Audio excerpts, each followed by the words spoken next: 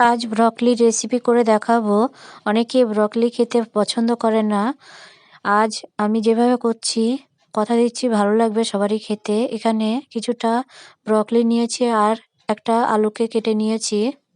এই রেসিপিটা রুটির সাথে খেতে অসাধারণ লাগে, ট্রাই করে দেখবেন। ভালো লাগলে চ্যানেলটাকে সাবস্ক্রাইব করে অনেক বেশি শেয়ার করবেন। পেঁয়াজের কলকি দিয়েছি, এখানে 4টে পেঁয়াজের কলকি দিয়েছি একটা টমেটো আর কিছুটা মটরশুঁটি। এবার রেসিপিতে যাচ্ছি। এখানে কড়াইয়ের মধ্যে প্রথমে কিছুটা সর্ষের তেল দিচ্ছি, দেব অল্প পরিমাণে লবণ। ব্রকলিগুলোকে দিয়ে এবার ভালো করে ফ্রাই করে নেব। ভিডিওটা শেষ পর্যন্ত থাকার জন্য সবাইকে অনুরোধ করছি। ব্রকলিগুলোকে এইভাবে হালকাভাবে ফ্রাই করতে হবে, পুড়ে গেলে খেতে ভালো লাগবে না, তাই এইরকম হালকা ফ্রাই করে নামিয়ে নিতে হবে। আরও কিছুটা এখানে তেল দিয়েছি, এবার সামান্য পরিমাণে পাঁচফোড়ন দিলাম। আলুটাকে এবার দেব।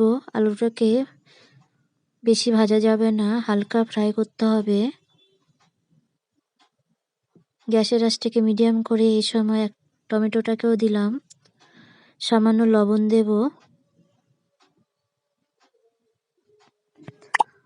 আলু টমেটো যখন হালকা ফ্রাই হয়ে যাবে তখনই এর মধ্যে পেঁয়াজ কলিটা দিচ্ছি।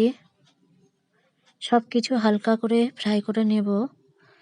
মটরশুঁটিটাও দিলাম, সামান্য একটু আদা দিচ্ছি। এখানে কুচনো আদা ব্যবহার করেছি, আপনারা চাইলে আদাকে পেস্ট করে দিতে পারেন। 1 চামচ হলুদের গুঁড়ো দিয়েছি, হালকা লঙ্কার গুঁড়ো দিচ্ছি, অল্প পরিমাণে জিরের গুঁড়ো দিচ্ছি।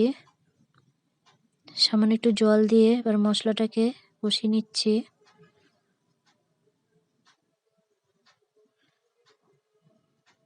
এখানে এবার জল ব্যবহার করেছি, জলটা বেশি দেব না। আলুগুলো যতক্ষণ না সিদ্ধ হচ্ছে ততক্ষণ গ্যাসের আঁচটাকে মিডিয়াম করে ঢাকনা দিয়ে কিছুক্ষণ রেখে দেব। আর এখানে ভাজা ব্রকলিগুলোকে দিলাম। এবার কিছুক্ষণ এভাবে নেড়ে সবার শেষে আপনারা কিছুটা ধনেপাতাও দিতে পারেন, আমি এখানে দিচ্ছি না। আরও 10 মিনিট হতে দেব।